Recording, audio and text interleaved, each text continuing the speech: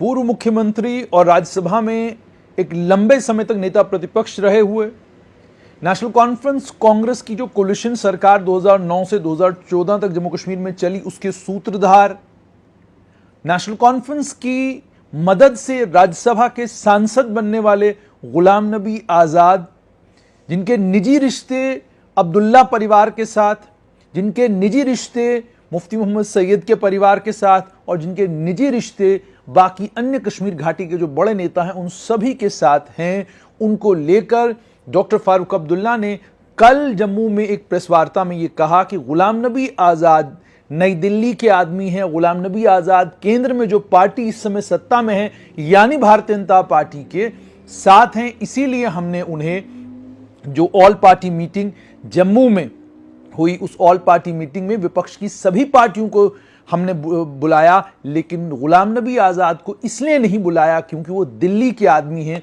ये डॉक्टर फारूक अब्दुल्ला का कहना है। यानी साफ तौर पर बात ये, जब तक आप हमारी तरफ हैं तब तक आप विपक्ष के नेता हैं, जब तक आप वो बोली बोलते हैं जो बोली हम सुनना चाहते हैं तब तक सब सही है, लेकिन जब आप वो बात नहीं करते जो बात हम सुनना चाहते हैं तो आप नई दिल्ली के आदमी हैं, तो आप उस पार्टी के साथ जुड़े हुए हैं जो इस पार्टी की केंद्र में इस समय सरकार है। ऐसा डॉक्टर फारूक अब्दुल्ला का मानना है, कोई नई बात नहीं है। डॉक्टर फारूक अब्दुल्ला के साथ में बैठी हुई थी पूर्व मुख्यमंत्री महबूबा मुफ्ती, पीडीपी के अध्यक्षा भी हैं। डॉक्टर फारूक अब्दुल्ला की पार्टी का आज भी यह मानना है, और शमीमा फिरदौस की मुझे लगता है 2 साल पुरानी वो वीडियो निकाल कर देखिए, उसमें वो क्या कह रही हैं। अगर उस वीडियो को आप ध्यान से सुनेंगे तो आपको पता चलेगा वो कहने की कोशिश कर रहे हैं कि पीडीपी को पैदा ही इसीलिए किया गया था, पीडीपी को बनाया ही इसीलिए गया था ताकि नेशनल कॉन्फ्रेंस को तोड़ दिया जाए, नेशनल कॉन्फ्रेंस को खत्म कर दिया जाए, कमजोर कर दिया जाए जम्मू कश्मीर में। और ये केवल और केवल उनका मानना नहीं है, अधिकतर पार्टी के जो नेशनल कॉन्फ्रेंस के नेता हैं वो ये बात अपने लोगों के बीच में करते हैं और ये कहते हैं कि पीडीपी जो है एक मंसूबाबंद तरीके के साथ बनाई गई थी और पीडीपी को बनाने का मकसद केवल और केवल कश्मीर के इलेक्टोरेट को, कश्मीर का जो इलेक्टोरेट है उसको 2 भागों में बांटना था ताकि कभी भी जब जम्मू कश्मीर में आने वाले कल में सरकार बने तो उस सरकार में कश्मीर की मेजॉरिटी ना हो। ये ज्यादातर नेशनल कॉन्फ्रेंस के और अन्य कई और पार्टियों के नेताओं का कहना है। और सिर्फ इतना ही नहीं, मेल टुडे का अखबार आज भी आपको ढूंढना पड़ेगा 2007 या 2006 के बीच का, उस मेल टुडे के अखबार में बाज़ाब्ता एक खबर चली थी जिस खबर में यह कहा गया था कि पीपुल्स डेमोक्रेटिक पार्टी को किस तरीके से बनाया गया था, इसके सूत्रधार कौन लोग थे, और उस समय केंद्रीय गृह मंत्री और deputy prime minister Lalkrishna Advani का नाम जोड़ा गया था और इस समय के नेशनल सिक्योरिटी एडवाइजर का नाम भी उसमें लिया गया था। तो ये सारे आरोप पीडीपी पर भी लगे जिस समय पीडीपी वजूद में आई। पीडीपी ने चुनाव लड़े 2003 में, जम्मू कश्मीर में पीडीपी कांग्रेस की कोलिशन गवर्नमेंट बनी, 16 एमएलए के साथ कांग्रेस ने समर्थन दिया पीडीपी को और जम्मू कश्मीर में एक सरकार बनी जिसके नेता बने मुफ्ती मोहम्मद सैयद, मुख्यमंत्री बने मुफ्ती मोहम्मद सैयद, स्वर्गीय मुफ्ती मोहम्मद सैयद। तो उस समय नेशनल कॉन्फ्रेंस के लिए पीडीपी नई दिल्ली की पार्टी थी। उस समय नेशनल कॉन्फ्रेंस के किसी नेता ने पीडीपी को लेकर कतई भी किसी भी समय यह नहीं कहा कि पीडीपी कांग्रेस से टूटे हुए नेताओं का, पीपुल्स कॉन्फ्रेंस से निकले हुए नेताओं का एक गुट है। उन्होंने कहा ना, ये नई दिल्ली के लोग हैं, इन्हें नई दिल्ली ने यहां पर प्लांट किया है और प्लांट इसीलिए किया गया है ताकि नेशनल कॉन्फ्रेंस को कमजोर किया जाए, ताकि कश्मीर के इलेक्टोरेट को विभाजित यानी डिवाइड किया जाए। ये बात इतिहास में दर्ज हो चुकी है, अखबारों में ये खबरें आ चुकी हैं। लेकिन आज चूंकि महबूबा मुफ्ती डॉक्टर फारूक अब्दुल्ला के साथ हैं, 4 अगस्त 2019 महबूबा मुफ्ती और बाकी तमाम कश्मीर घाटी के नेता एक प्लेटफॉर्म पर आए और उन्होंने एक प्लेटफॉर्म पर आकर गुपकार का गठन किया।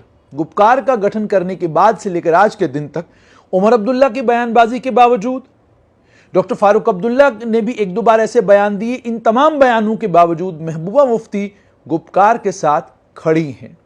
और इस समय यह भी डॉक्टर फारूक अब्दुल्ला जानते हैं, नेशनल कॉन्फ्रेंस के तमाम नेता जानते हैं कि पीडीपी की स्थिति इस समय वो नहीं है जो स्थिति पीडीपी की 2002 में थी।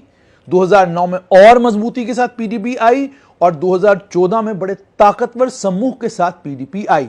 लेकिन पीडीपी के टूट जाने के बाद सैयद अल्ताफ बुखारी ने अपनी पार्टी बनाई, मुजफ्फर हुसैन बेग पार्टी से बाहर हो गए, अन्य कई और नेताओं ने पार्टी छोड़ी और कांग्रेस और नेशनल कॉन्फ्रेंस में जाकर शामिल हो गए। उसके बाद अब चूंकि नेशनल कॉन्फ्रेंस और बाकी तमाम रीजनल पॉलिटिकल पार्टीज जानती हैं कि पीडीपी कमजोर है, इतनी ताकतवर नहीं है, लेकिन उसके बावजूद आपने पिछले दिनों नेशनल कॉन्फ्रेंस के एक ताकतवर नेता का बयान सुना होगा जिसने यह कहा था कि जब चुनाव की बारी आएगी तो नेशनल कॉन्फ्रेंस को किसी से समर्थन मांगने की कोई जरूरत नहीं है, हम लोकसभा के चुनाव अकेले लड़ेंगे। और सिर्फ इतना ही नहीं, उससे पहले नेशनल कॉन्फ्रेंस के ट्विटर हैंडल पर एक ट्वीट आया जिसमें उन्होंने ये ट्वीट में ये कहा कि जब भी चुनाव हुए असेंबली के 90 की 90 सीटों पर नेशनल कॉन्फ्रेंस अपने प्रत्याशी खड़े करेगी। सिर्फ इतना ही नहीं, डीडीसी के जिस समय चुनाव हुए आपको याद होगा गुपकार ने मिलकर चुनाव लड़े, लेकिन उन डीडीसी के चुनाव के फौरन बाद पहले आदमी जिन्होंने गुपकार का समर्थन और साथ छोड़ दिया वो थे सज्जाद गनी लोन। आरोप लगाया कि एक तरफ गुपकार का मैंडेट डॉक्टर फारूक अब्दुल्ला ने बांटा, दूसरी तरफ नेशनल कॉन्फ्रेंस का कैंडिडेट भी खड़ा किया। ये दोनों काम एक साथ नेशनल कॉन्फ्रेंस ने किए और आरोप यह भी लगाया कि अपने मकसद के लिए, अपने राजनीतिक मकसद की पूर्ति के लिए ये गुपकार गठबंधन नेशनल कॉन्फ्रेंस गुपकार गठबंधन को लीड कर रही है। तो ये सारी चीजें इतिहास में हो चुकी हैं। अब इन तमाम चीजों को परिप्रेक्ष्य में रखिए और फिर ये याद कीजिए कि 1999 से लेकर 2002 तक national conference Bharatiya Janata party की अलायंस पार्टनर थी। Omar Abdullah external affairs, MoS external affairs थे। सिर्फ इतना ही नहीं बल्कि पूर्व प्रधानमंत्री स्वर्गीय अटल बिहारी वाजपेयी उनकी प्रशंसा किया करते थे, काबिल लायक मंत्री थे वो, मंत्रालय बहुत अच्छा चलाया उन्होंने। और सिर्फ इतना ही नहीं, लालकृष्ण आडवाणी अपनी किताब में लिखते हैं कि डॉक्टर फारूक अब्दुल्ला को 2002 के गुजरात दंगों के बाद जब मैंने कहा कि आप एनडीए छोड़ दीजिए क्योंकि अगर आप एनडीए के साथ रहेंगे इससे आपको राजनीतिक तौर पर नुकसान हो सकता है कश्मीर घाटी में, डॉक्टर फारूक अब्दुल्ला ने कहा मुझे एनडीए छोड़ने की कोई जरूरत नहीं। थोड़ा और आगे बढ़ते हैं, जम्मू कश्मीर की सरकार ने 1996 और 99 की दहाई में, 1999 में एक ऑटोनॉमी का रेजोल्यूशन पास किया। उस ऑटोनॉमी के रेजोल्यूशन को पास करने के बाद केंद्र सरकार के पास भेजा गया। केंद्र सरकार ने उस ऑटोनॉमी के रेजोल्यूशन को ठंडे बस्ते में डाल दिया। उसके बाद नेशनल कॉन्फ्रेंस के नेताओं के कहने के मुताबिक एक कमेटी बनाई गई जिस कमेटी को हेड कर रहे थे स्वर्गीय अरुण जेटली। अरुण जेटली उस कमेटी को हेड कर रहे थे। कमेटी ने क्या रिपोर्ट दी, कमेटी ने क्या सिफारिशात दी, उसको लेकर अभी तक किसी को कुछ पता नहीं।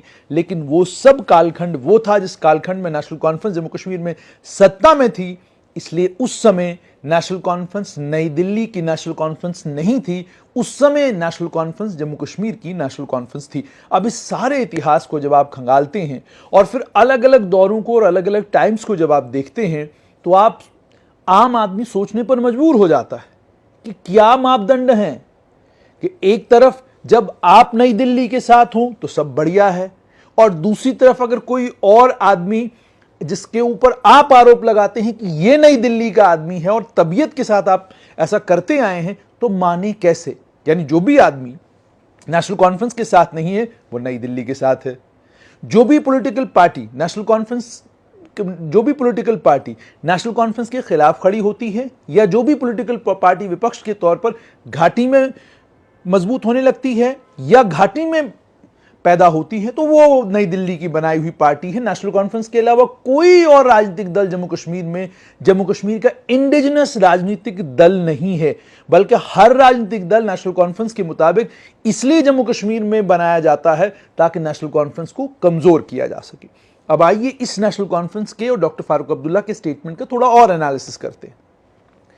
नेशनल कॉन्फ्रेंस घाटी में कितनी ताकतवर है वो तो आप जानते हैं, यानी हर कॉन्स्टिट्यूंसी में नेशनल कॉन्फ्रेंस का वर्कर है और हर कॉन्स्टिट्यूंसी में नेशनल कॉन्फ्रेंस ताकतवर या कमजोर लेकिन उसकी प्रेजेंस है।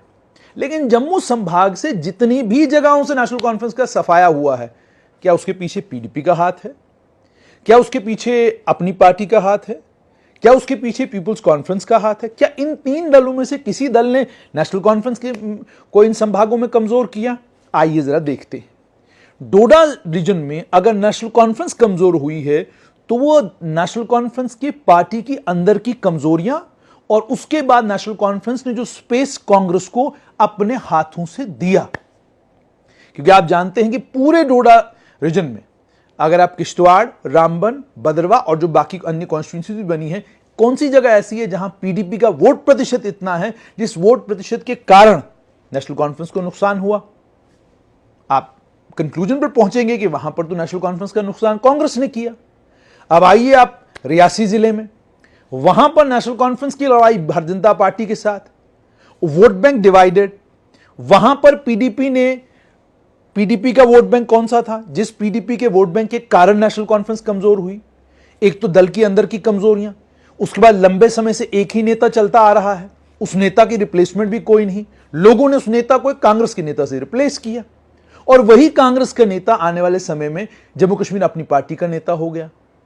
तो यहां पर नेशनल कॉन्फ्रेंस को पीडीपी ने कमजोर कैसे किया, या इस समय अपनी पार्टी कैसे कमजोर कर रही है?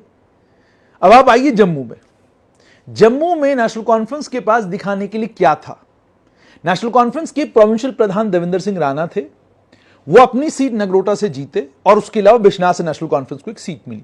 बाकी सभी जगहों पर पहले भी ट्रेडिशनल तौर पर बीजेपी को वोट पड़ता रहा, कांग्रेस को वोट पड़ता रहा। तो इसका मतलब यह है कि यहां पर या तो जगह कांग्रेस के लिए थी, या बीजेपी के लिए, या नेशनल कॉन्फ्रेंस के लिए। तो यहां कौन सा क्षेत्र ऐसा है या कौन सी कॉन्स्टिट्यूंसी ऐसी है जहां पर पीडीपी के बनने के बाद कौन नेशनल कॉन्फ्रेंस कमजोर हो गई?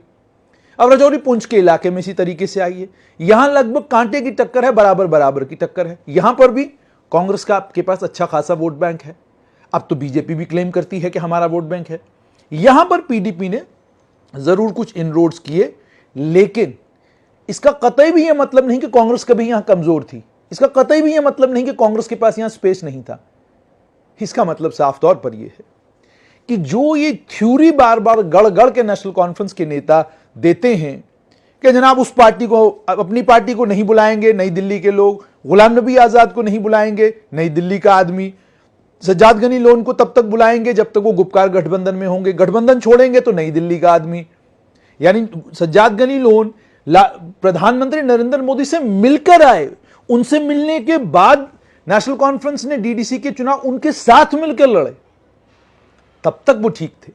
अब जब से उन्होंने गुपकार छोड़ा है तो तब से वो नई दिल्ली के आदमी हो गए। तो ऑल पार्टी मीटिंग में डॉक्टर फारूक अब्दुल्ला ने गुलाम नबी आजाद को लेकर जो कहा वो कोई नई बात नहीं। नेशनल कॉन्फ्रेंस के नेताओं का और नेशनल कॉन्फ्रेंस की लीडरशिप ने आज से नहीं बल्कि ऐतिहासिक तौर पर हर दल जो नेशनल कॉन्फ्रेंस के खिलाफ विपक्ष में खड़ा हुआ उस दल को नई दिल्ली का दल बताया, और अगर नई दिल्ली का दल न बता सके तो उस दल को उठाकर, आप जानते हैं 1987 के चुनाव में अब्दुल गनी लोन कहां पर थे, सैयद सलाउद्दीन जो आतंकी बने, यासीन मलिक जो एक इलेक्शन एजेंट थे जो बाद में आतंकी बने, ये लोग कौन थे? ये तो पॉलिटिकल वर्कर थे ना, ये तो इतिहास है ना। तो ये लोग भी क्या नई दिल्ली के लोग थे उस समय? ये किसके लोग थे उस समय?